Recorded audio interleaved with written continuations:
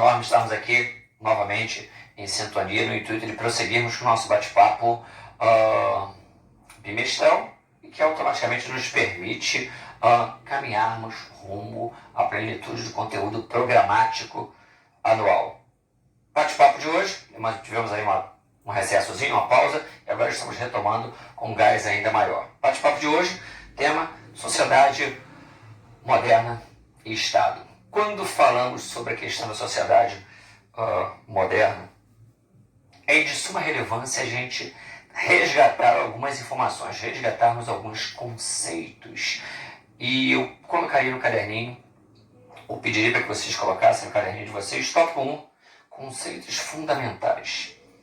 Sociedade, povo, nação, país. São elementos que, de certa forma, permeiam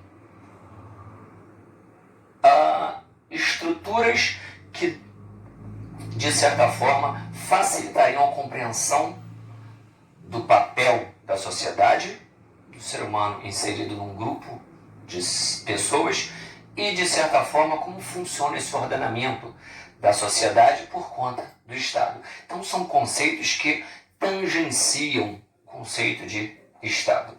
Então, vamos lá.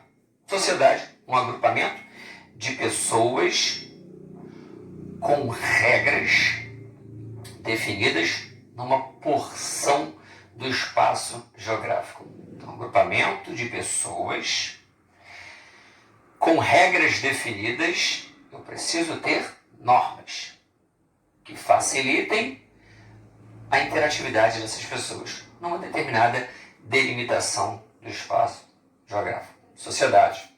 Vamos para o conceito de povo, um agrupamento de pessoas numa determinada porção geográfica que comungam das mesmas tradições. O conceito de povo já nos remete à ideia do elemento cultural. Aqueles hábitos que eu usufruo, adquiro e exercito, fazem parte do meu cotidiano, da minha tradição, e que automaticamente eu também percebo nos outros elementos que vivem próximos a mim. Então, sociedade me remete à ideia de normas, regimentos, regras, que são compartilhadas por aqueles elementos. O conceito de povo já me remete à ideia de hábito, costumes, tradições. Vamos agora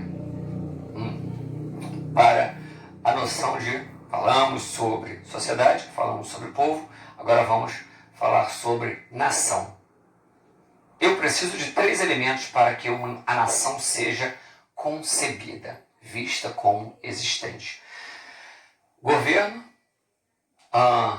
leis próprias e um território. Se eu tenho essas 3 exigências atendidas, preenchidas, um governo próprio, conjunto de leis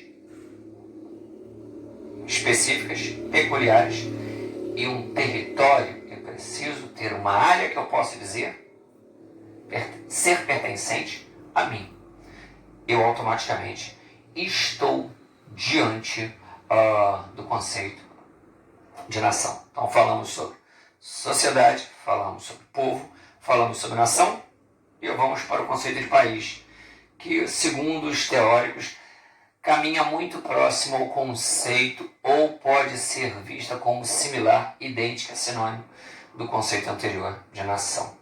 Então, eu estou estabelecendo, de certa forma, informações atreladas a esses conceitos e a plenitude do entendimento delas nos permite caminhar. Ótimo. Falamos sobre sociedade, sobre povo, sobre nação e sobre país.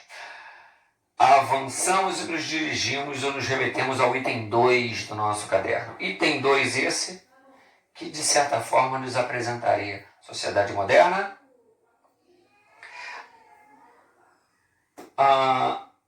e a indústria.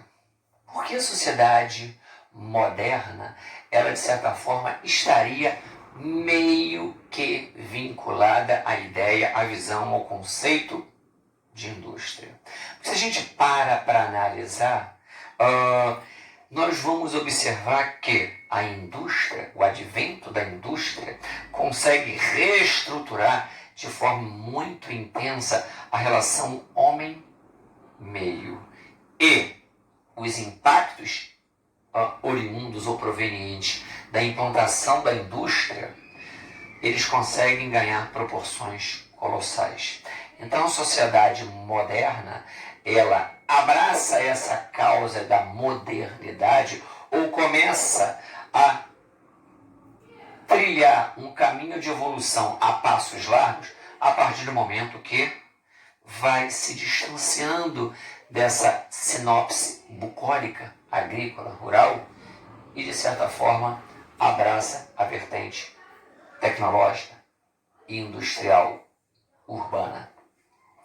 E é de suma relevância termos em mente que 4 grandes estágios foram observados no que diz respeito da indústria servir como suporte para que a sociedade moderna pudesse evoluir a passos largos. São as chamadas revoluções industriais. E essas revoluções industriais, não vamos entrar num detalhamento muito pormenorizado, mas é de suma relevância que a gente possa perceber 4 grandes momentos. Primeira Revolução Industrial, Inglaterra, 1790, ótimo, então século XVIII, o homem começa a observar que o seu potencial de transformação do meio, ele é potencializado a partir do momento que consegue fazer uso de uma estrutura industrial. A máquina a vapor, o sistema ferroviário sendo largamente utilizado, e eu começo a perceber que a indústria é vista como referência e o homem é aquele que serve às necessidades ou ao tempo imposto pelo ritmo de produção industrial. Então, o homem não se desloca. O que se desloca são os elementos à sua frente. E o tempo passa a ser subordinado à ótica do capital. Ótimo. Revolução Industrial, primeiro momento, Inglaterra, 1798. Ótimo, a primeira Revolução Industrial. Vamos para a segunda, e nesse contexto a gente já se remete aí, 1840, iniciando a segunda Revolução Industrial, então século XIX, e o sistema ferroviário, os meios de transporte são vistos como carro-chefe, inúmeros elementos, combustíveis fósseis de uma amplitude maior começam a ser utilizados, e o petróleo, os derivados do petróleo ganham notoriedade. Há uma utilização maior de elementos como o aço em substituição, por exemplo, a madeira. Você vê alguns ramos industriais ganhando maior visibilidade ao momento em que, por exemplo, a indústria química começa a ganhar notoriedade. Há uma sofisticação maior.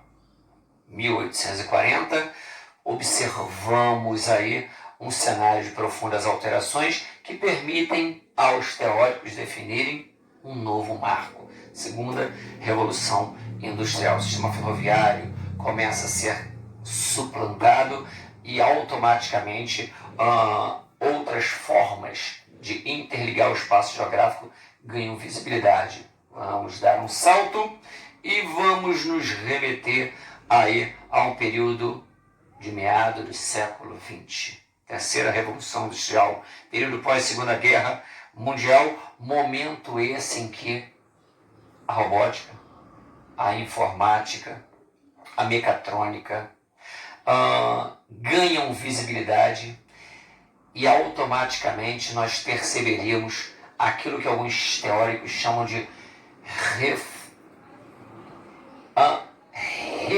reestruturação ou reformulação do espaço a partir de princípios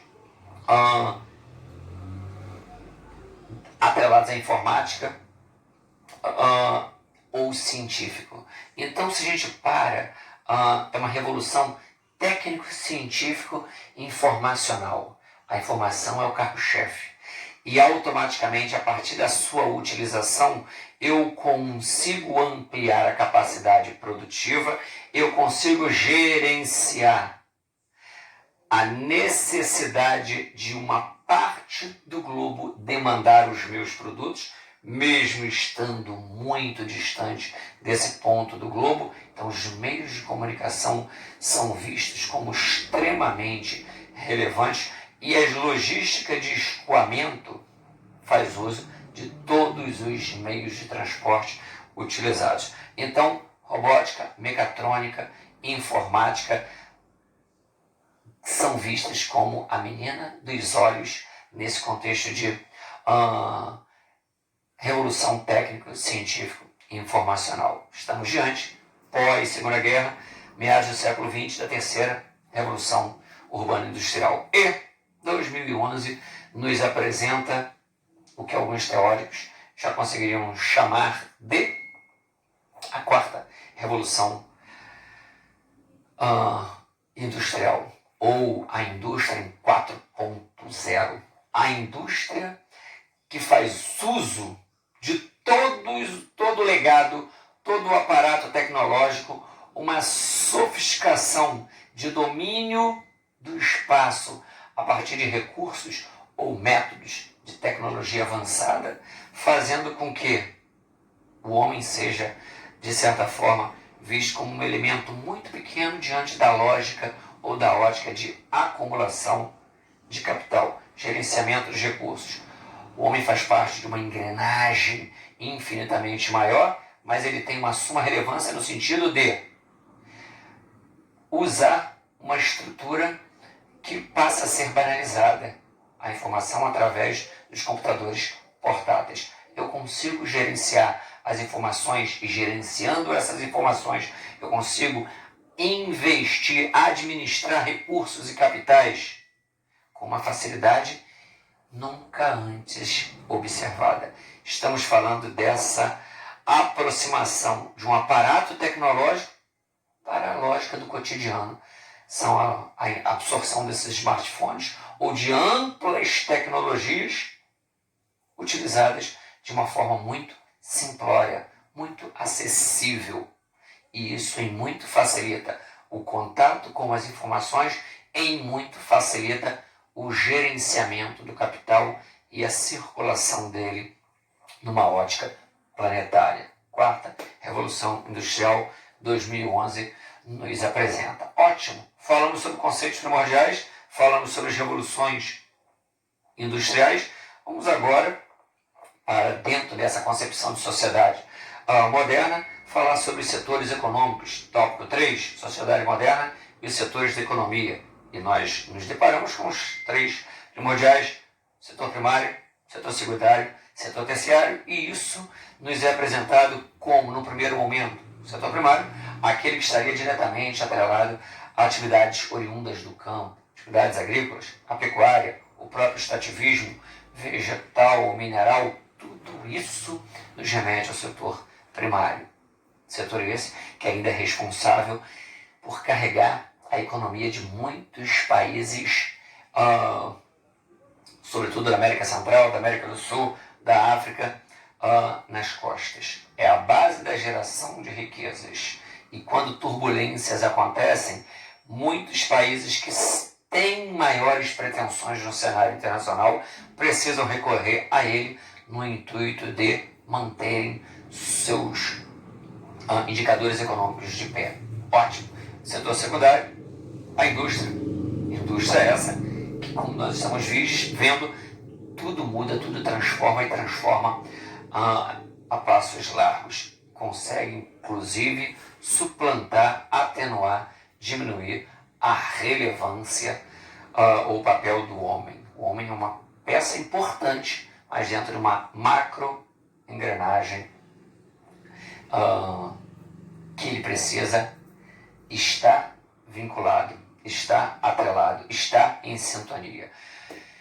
E nós temos aí o setor terciário, esse setor terciário que nos remete ao setor de comércio e à prestação de serviços, que se coloca de forma muito intensa e muito é responsável pela absorção de mão de obra e pela geração de oportunidades de emprego em países centrais e em países periféricos. Ótimo. A PEA, a população economicamente ativa de muitos países, estaria debruçada ou muito atrelada a esse setor terciário, prestação de serviços e comércio, de uma forma geral. Hoje, profundamente reestruturado por uma flexibilização das normas trabalhistas e essa questão da prestação de serviços sem maior vínculo empregado-empregador é o que se manifesta como uma grande tendência. Eu presto serviços, mas eu não tenho nenhuma grande responsabilidade sobre aquele funcionário. Ele me presta um serviço por um prazo X. Esse prazo X está muito submetido às dinâmicas do mercado, que são efêmeras, são momentâneas. Ótimo.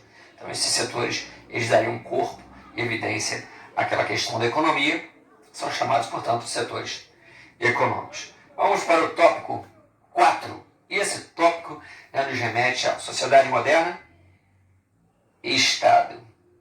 Em parênteses, papel do Estado. Ele muda. Muda de forma intensa quando a gente realiza alguns recortes temporais. No Brasil, sobretudo na década de 90, finais da década de 80, início da década de 90, foi um divisor de águas. Nós temos a possibilidade de observar, eventualmente, um Estado atuante, uma economia estatizada, ou uma economia liberal, onde o Estado ele está à frente e é o grande responsável por investir, direcionar os recursos e ditar o ritmo de crescimento de determinados ramos. O Estado é aquele quase que onipresente, onisciente, onipotente. Ele é aquele que vai dizer em que ritmo os indicadores econômicos de um país eles vão crescer. As mãos fortes do Estado tudo controlam, tudo regem, tudo administram. Países socialistas, ditatoriais, têm esse Estado atuando de uma maneira muito intensa. Economias normalmente democráticas têm um Estado menos atuante. Mas nós temos o total oposto disso.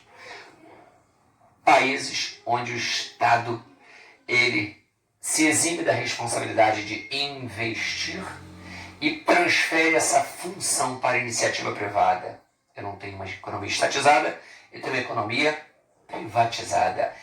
É a iniciativa privada, é a empresa que pode pertencer a mim, a vocês,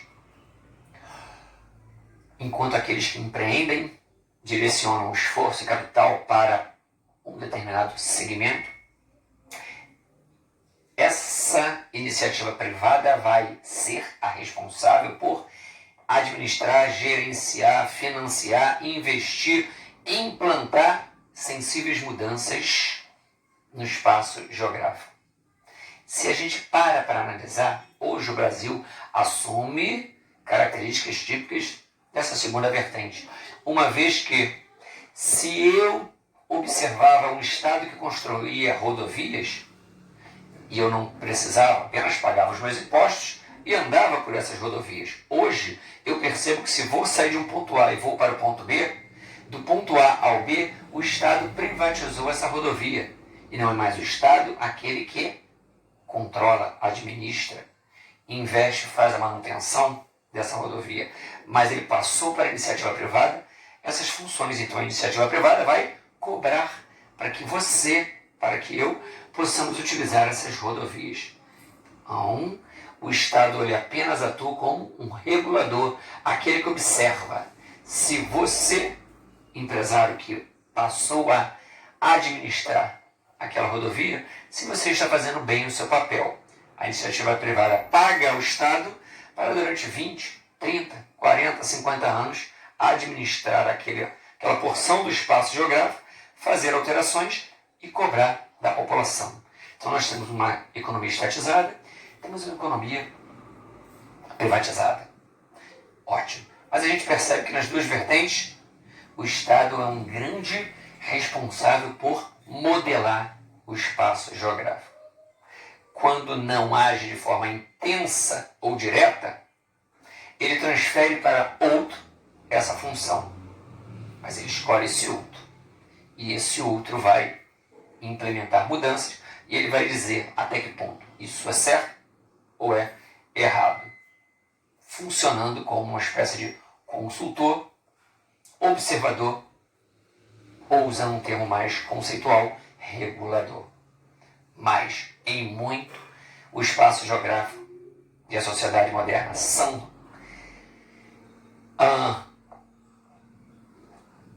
vamos colocar elementos que caminham submetidos a esse Estado, que atua com mãos fortes ou atua com olhar aguçado. Eu tenho a função de colocar a mão na massa ou eu tenho a função de observar aquele que eu disse que precisa colocar a mão na massa. Uma economia controlada pelo Estado, uma economia administrada ou gerenciada pela iniciativa privada. Beleza? Então, bate-papo de hoje, a gente vai ficando por aqui. Falamos sobre conceitos primordiais, sociedade, povo, nação, país, falamos sobre a questão das revoluções industriais, falamos sobre os setores da economia que dão suporte à PEA, população economicamente ativa, fechamos sobre o papel do Estado, que ganha conotações diferentes em momentos peculiares. Beleza? Ficando por aqui, mais à frente a gente vai fazer uma bateria de atividades que vão nos permitir exercitar e nos aprofundarmos em alguns desses conceitos e essas informações. Beleza? Ficando por aqui, saudades muito grandes. Forte abraço. Até mais. Tchau, tchau.